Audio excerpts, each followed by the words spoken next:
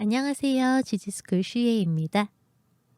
오늘 강의는 셀 제작 방식의 일러스트 과정을 함께 보면서 일러스트 제작 과정에서 각 단계별로 중요한 점을 이해하고 직접 따라 그려보는데 어려움을 겪지 않고자 하는데 목표를 두고 있습니다.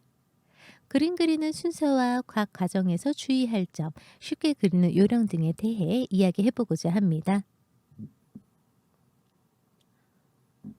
캐릭터 일러스트뿐만 아니라 여타 일러스트 작업에서도 그림을 그리는 순서는 개개인의 습관이나 취향, 상황에 따라 조금씩 다르긴 한데요. 오늘은 보편적인 제작 방법과 순서를 따라가면서 진행해 보도록 하겠습니다.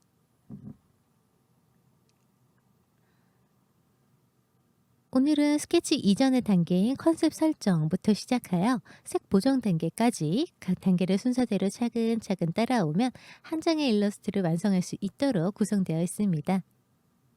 내가 무엇을 그릴 것인지 컨셉을 정하고 내가 어떻게 그릴 것인지 러프 스케치를 그리고 선화를 잘 살린 화풍의 경우 깔끔하게 선을 정리한 뒤 치석 단계로 넘어가 밑색, 명암 순서대로 그림을 칠해 나갑니다. 부족한 묘사를 보충하거나 색 보정 단계를 거치면 한 장의 일러스트가 완성되겠죠. 지금부터 컨셉 스케치부터 차근차근 함께 그려나가 보도록 하겠습니다.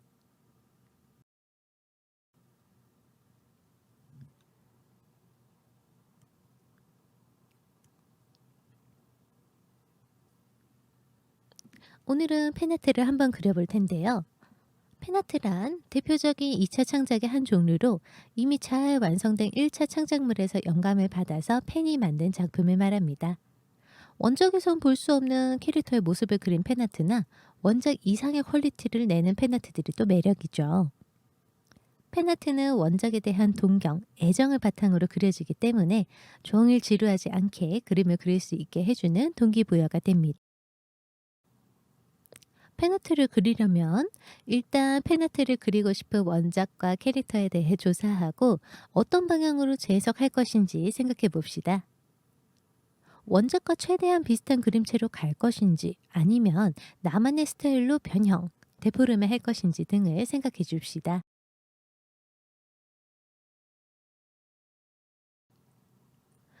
데포르메란 우선 데포르메란 창작자의 주관적 재해석을 뜻합니다. 원본과는 다른 나만의 재해석을 뜻하죠. 보통 귀엽고 짤뚱한 캐릭터만 SD라고 생각하시는 분들 계신데요. SD는 슈퍼 데포름의 줄임말입니다. 예를 들면 파워퍼프걸 같은 경우인데요. 팔, 다리, 눈, 입, 머리 다 달려 있지만 실제 하는 사람의 비율과는 엄연히 다른 모습을 갖고 있죠. 하지만 고유의 특성과 매력을 눈에 띄게 변형한 것이 바로 데포름의 핵심입니다. 그래서 SD는 절대로 숏다리의 줄임말이 아니고요. 간혹 짧은 비율은 뭐 쇼트 D, 긴 비율은 롱 D에서 LD 이렇게 쓰시는 분들 계신데 절대 그러시면 안 돼요. SD는 숏다리의 줄임말이 아닙니다. 슈퍼 데포름의 줄임말입니다. 꼭 하나 기억하고 갈게요.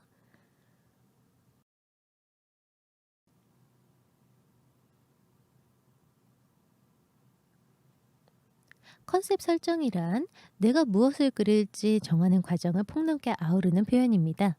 뭐 귀여운 컨셉, 아이돌 컨셉, 뭐 홍콩 느와르 컨셉 등 어떠한 분위기나 장르를 설정할 수도 있고 창작의 혹은 2차 창작의 작품 등 작품의 방향성을 설정할 수도 있습니다.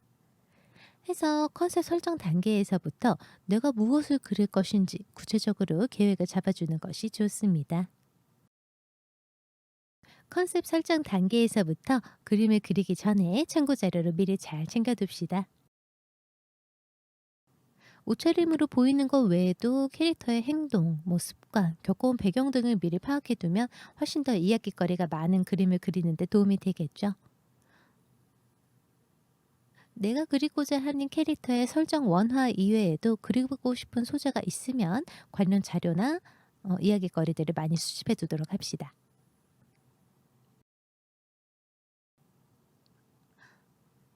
그래서 컨셉 설정은 왜 해야 할까요? 그림을 그리다 보면 도중에 갑자기 새로운 아이디어가 떠올라서 이것도 좋겠다. 이것도 그려놔야지 하면서 그림의 산으로 가는 경우가 종종 있어요.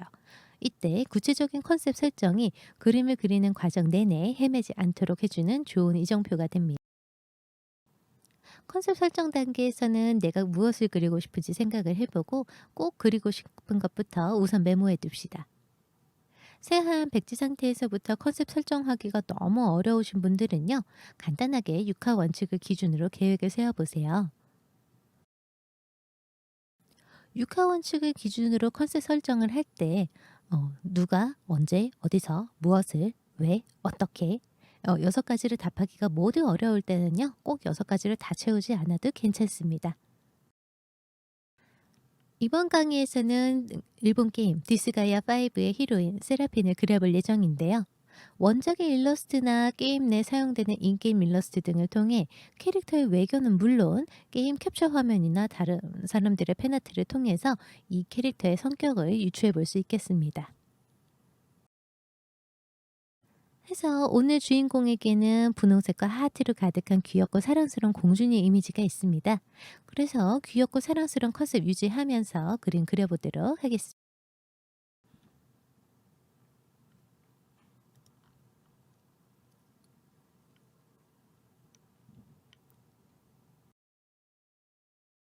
러브 스케치랑 컨셉 설정과 비슷하지만 좀 더 구체적인 그림으로 계획을 잡는 단계입니다.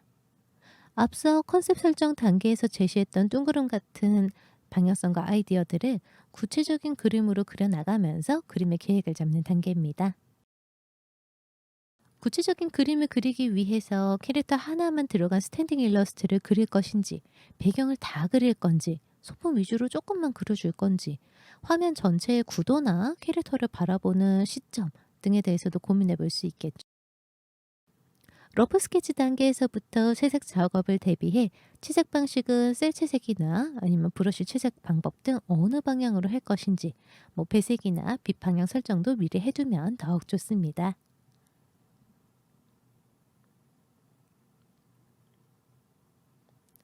러프 스케치는 말 그대로 초안이기 때문에 언제든 수정할 것을 염두에 두고 그려줍시다. 큰 느낌과 큰 형태에서부터 점점점 작은 형태로 그려나가는 것이 정석입니다.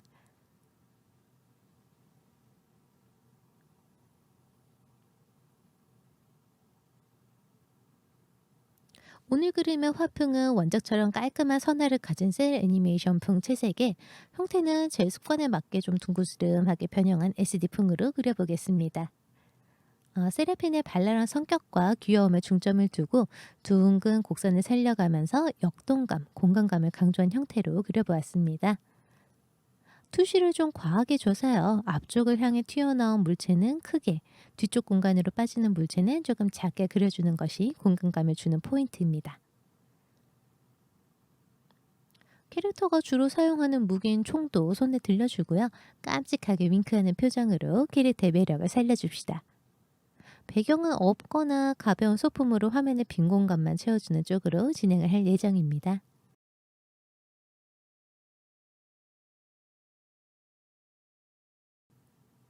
지저분한 스케치선을 알아보기 쉽도록 깔끔한 한 선으로 정리하는 작업을 클린업, 선 정리 작업이라고 합니다. 지저분한 선은 그림을 지저분하게 보이게 할 뿐더러 형태를 분명하게 인지하지 못하게 방해하는 역할을 합니다. 깔끔하고 명확한 인상을 줘야 하는 그림이라면 선화부터 깔끔한 것이 좋겠죠. 깔끔하게 잘 그려진 선화는 일체 채색이 없이도 선화 그 자체로도 충분히 완성된 좋은 그림이 될 수 있습니다. 내 그림이 애니메이션풍의 깔끔한 선화를 매력으로 내세우는 그림이 아니더라도 선화 단계는 채색을 위한 가장 깨끗한 최종 스케치선을 그리는 단계라고 생각해 주시면 좋겠습니다. 선을 그을 땐 선에 강약을 줘서 더욱 볼거리를 늘려주고 가시성을 높여줍니다. 선의 굵기 조절만으로도 밋밋하고 평면적인 그림의 생동감을 더하고 원근감과 입체감을 살려줄 수 있습니다. 선 굵기의 변화를 통한 원근감 표현의 경우 앞쪽으로 튀어나온 물체는 굵은 선으로, 뒤로 멀리 들어가는 물체는 얇은 선으로 표현하면 선 굵기 조절만으로도 쉽게 원근감을 내줄 수 있습니다. 형태의 모서리 끝이나 덩어리 볼륨감이 큰 부분에 가장 많이 꺾이는 가장자리 지점에 굵게 악센트를 넣어주면 악센트 쪽으로 시선이 옮겨가면서 형태의 입체감을 살리기가 좋습니다. 선에 굵기 변화를 주지 않고 일정한 굵기의 선화로는 안 되나요? 꼭 그렇지는 않고요. 보통 애니메이션 동화 같은 경우에 1초에 수십 장의 필름이 넘어가기 때문에 여러 사람이 모여서 매 필름 한 장 한 장 손으로 그려야 하는 데다가 선에 좀만 굵기 변화가 생겨도 그 완성된 영상 안에서는 굉장히 역동적으로 움직이는 모양새가 됩니다. 때문에 애니메이션 동화는 최대한 오차를 줄이기 위해서 선의 굵기가 일정하거나 굵기 변화가 거의 없는 선을 주로 선호합니다.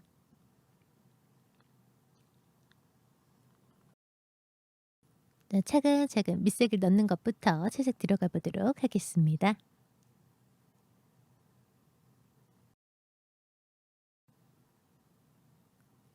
밑색 작업은 초벌 채색, 말 그대로 바탕색을 칠하는 과정이고 영역을 구분하기 위해 필요한 부위별로 색을 나눠서 칠하는 작업을 마스킹 작업이라고 합니다. 일정한 영역을 넘어가지 않게 막아주는 작업 또한 마스킹이라고 하는데 포토샵에서는 특정 색상만 선택 영역으로 활성화시키는 것이 가능하기 때문에요. 밑색과 마스킹을 동시에 진행하도록 합니다. 밑색 작업을 할 때에는 색과 색의 경계선이 흐릿해지지 않도록 경계선을 칼같이 칠해 주시거나 색깔, 영역별로 레이어를 분리해서 쓰시면 좋습니다. 밑색을 칠할 때에는 물체의 고유색 혹은 중간 밝은 색으로 칠해 주시면 좋습니다. 중간색이 잘 발라져 있으면요. 밝은 곳에는 밝은 색, 어두운 곳에는 어두운 색을 칠하는 것만으로도 쉽게 음영 효과와 덩어리감을 줄 수 있습니다. 컬러 팔레트를 만들 때에는 명암 단계를 고려하여 밝은 색, 중간색, 어두운 색의 3단계에서 5단계로 만들어 두시면 편리하게 이용하실 수 있습니다. 오늘은 원작의 컬러 그대로 따와서 쓰기 때문에 스포이트로 컬러 팔레트를 따로 만들어 둔 뒤에 사용할 예정입니다. 캔버스 한 구석에 필요한 색만 따로 그려두어도 좋지만 화면에 방해가 되지 않으려면 포토샵의 스와치, 팔레트 기능을 활용하세요. 단순하게 칠해진 그림에서 색채수를 빠르게 늘리는 방법은 투톤 그라데이션으로 칠해주는 방법이 있습니다. 단색일 때는 단조롭고 깔끔한 느낌인 반면 두 가지 색 이상으로 그라데이션이 들어가면 그림이 한층 더 풍부해 보이는 효과를 가져올 수 있습니다.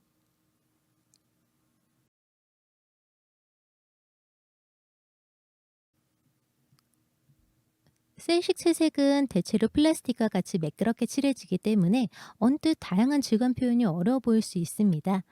셀 방식에서 가장 쉽게 따라해 볼 수 있는 투명체 질감 표현을 해보도록 하겠습니다.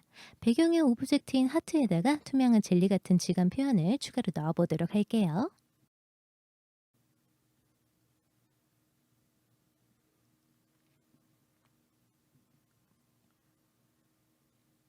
투명체 특유의 굴절된 이미지를 표현하기 위해서 진한 색으로 악센트를 넣어줬는데 말랑한 젤리 느낌을 내주기 위해 에어브러쉬로 둔탁하게 그라데이션을 넣어줍니다. 반짝이는 물체를 표현할 때에는 가장 표면에서 반사되는 하이라이트의 위치와 안쪽으로 비추는 투명감에 유의하시면 되겠습니다. 색채는 고채도의 맑은 색을 써주시고요. 깔끔하게 떨어지는 모서리는 칼같이 깔끔하게, 밝고 어두운 대비는 세고 선명하게 그려주시면 쉽게 반짝이는 느낌을 내줄 수 있습니다.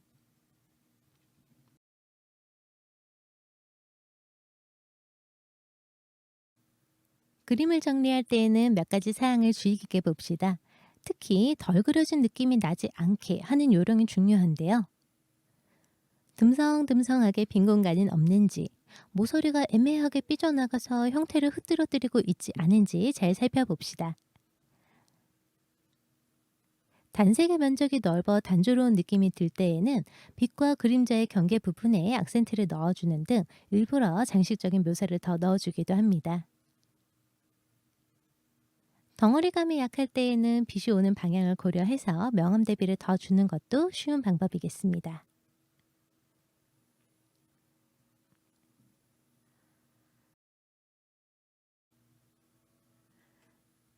여기까지 강의를 보신 여러분들이 홀로 그림을 그리실 수 있도록 일러스트 제작의 절차와 과정들을 함께 해보았습니다.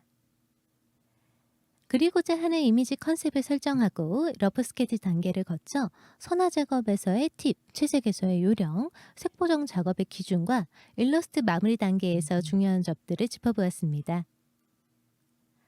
세상엔 다양한 화풍들이 있고 그림을 그리는 개개인의 작업 스타일이 워낙 다르지만 보편적인 작업 순서는 이러하며 나도 이와 비슷한 순서로 그려나가면 그림 그리기가 어렵지 않겠구나 하고 처음 그림을 그리기 시작하는 분들께 많은 도움이 됐으면 합니다.